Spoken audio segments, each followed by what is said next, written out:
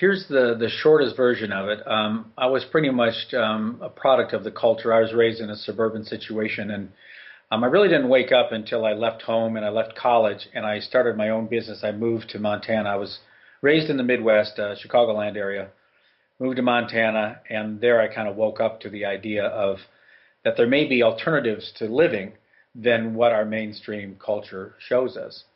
And one of the concepts that really interested me was this idea of intentional community, people working, living and working together in such a way that you minimize the cost of living or minimize the amount of work that has to go into providing for all of your needs, but you maximize your quality of life by having quality relationships and having a full environment, safe place to live, places for your children and for the elderly. That just appealed to me. That's just something that, as I said earlier, it melted my butter. It felt like the way to go. And I'm thinking, why do we live in this culture where we're separating ourselves into suburbia? Why don't we create things that are more sustainable? So I heard about the community that I live in. This is the community of Stell in Illinois. I read about it in the mid to late 70s and moved here in 1978. Thought I'd come and check it out. So 33 years later, I'm still here. But I met my wife here. We have 4 children, all of which the baby is the youngest. He's 18. Everybody else has grown, and we've got 2 grandchildren now. So I've had a chance to explore this idea of community.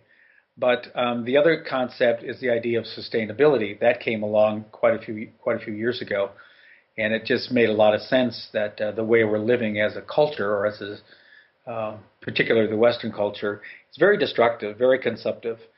And so I realized that in permaculture, what we're trying to do is to reverse this culture of consumption into a culture or process of creation.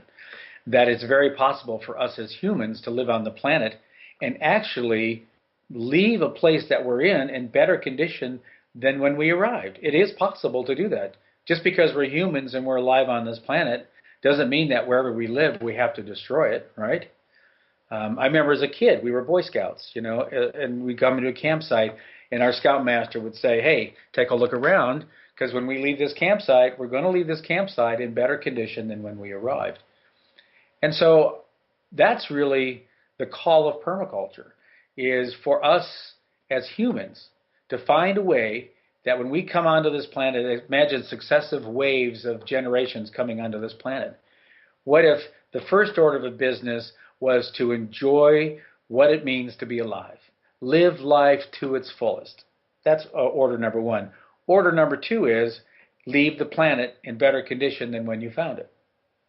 Well, that's permaculture. That's the definition. And how do we do that? And we deal with energy, we deal with housing, we deal with food, we deal with the natural environment. We look at the entire picture. We look at right livelihood. How do we put this all together in such a way that we can live abundantly well and leave the planet in better condition than we found it? Well, to me, what's not to like? I didn't find this calling. I mean, I've just been doing this for about 7 or 8 years. Our business is only 5 years old. And for the longest time, I'm kind of an entrepreneur. I've had other businesses, nothing big, just small things. But at age 40, I've never made very much money, enough to live on. But, I wanted to make $1 million or $2 million so that I could kick back and figure out what I wanted to do with my life. Well, I never made the $1 million. And at age 40, I just kind of blew a fuse. And I needed some peace and quiet. But I still needed to make a living. I still needed to find a way to provide for my family. And I saw all these trucks driving up the road and think, boy, wouldn't it be nice to get paid just to drive up and down the road? So I decided, that's literally how I thought. I got a CDL license. I started driving, and I would drive long hours at night, and I would just think and think and think. And it was very therapeutic.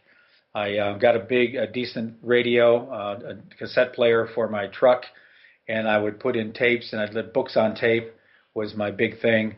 And I figured it would take me a couple of years. Well, it took me about 10 years to find myself, to get clear on who I was and what I'm supposed to do. And then it took me 3 years to figure out how to get out of the truck. and Midwest Permaculture was the tool I ended up using to get out of the truck and start doing what I feel to be is my life's work. So that's how I got into it. But the reason I got into it is because it makes sense. It's the only way. And whether we call it permaculture or not, I don't care what the word is. You know, we don't have to call it permaculture. We can call it sustainability. We can we can just call it ethically moral. You know, just the ethically right thing to do is to take care of things. But permaculture is a great model. It's a great model. And I love teaching it. I love sharing it with people. And it's as good as any, it's a good way to approach things.